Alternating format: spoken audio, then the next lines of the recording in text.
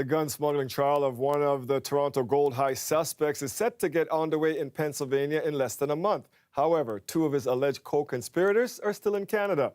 You might remember that big joint task force back in April when Peel Regional Police and U.S. law enforcement announced charges in both countries for two crimes: that $24 million theft of gold and foreign currency from an Air Canada cargo facility in 2023, and a scheme to purchase and smuggle firearms from the U.S. into Canada involving some of the same people and possibly some of the funds from the stolen gold.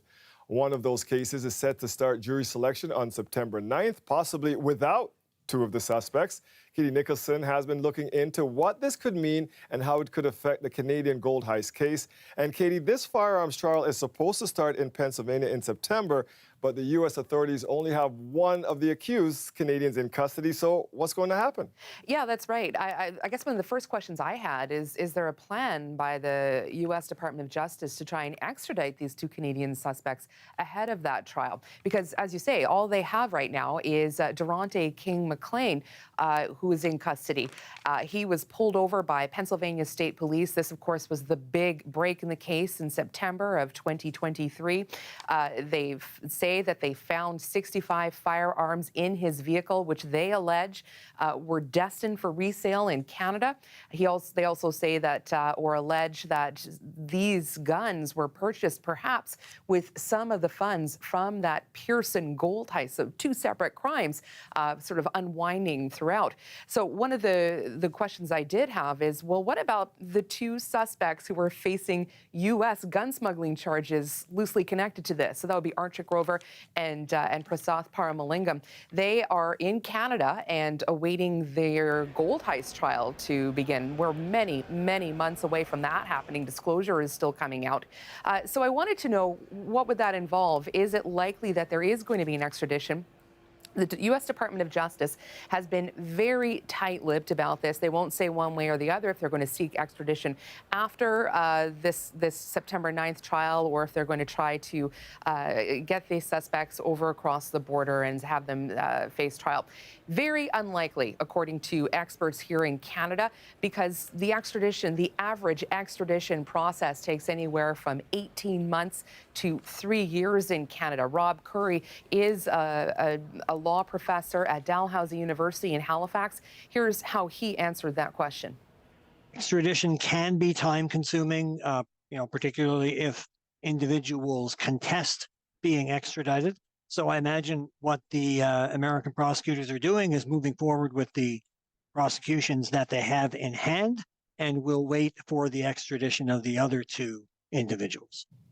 And the other interesting thing here, Dwight, is there may not be a trial in September. It could be, because many cases in the U.S. end up this way, that Mr. Durante King McLean may choose to strike a plea bargain with prosecutors in exchange for information about the other suspects. Either way, though, we could see evidence presented that could impact the other side of the border.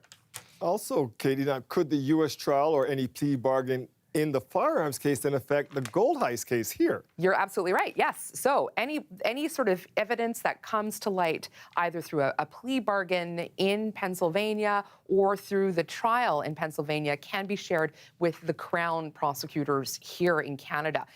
There is very robust agreement in place. Of course, this was a cross-border task force. Law enforcement had been in communication and announced these charges within 24 hours of one another. Leo Adler is a criminal defense lawyer here in Toronto, and he says that it is very likely that a lot of the evidence that the U.S. prosecutors have may well be shared with the Canadian prosecutors here. Here's Leo Adler.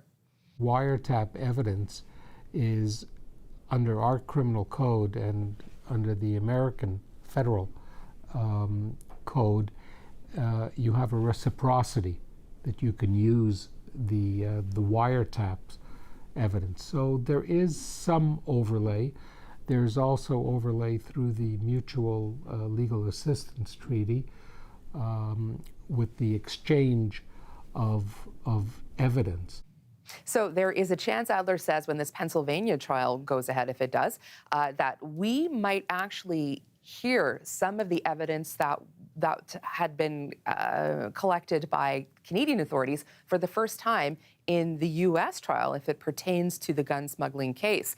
So that really will give us an insight into some of the strength of the evidence in the Canadian case. And that, in turn, may actually inform some of the decisions that the suspects on this side of the border decide as as their case on the gold heist charges starts to wind its way through the courts. Of course, many of them still waiting for disclosure to see what the evidence of the case is against them right now. Katie Nicholson staying on top of this complicated and convoluted case, or cases for us. Thank you, Katie. You're welcome.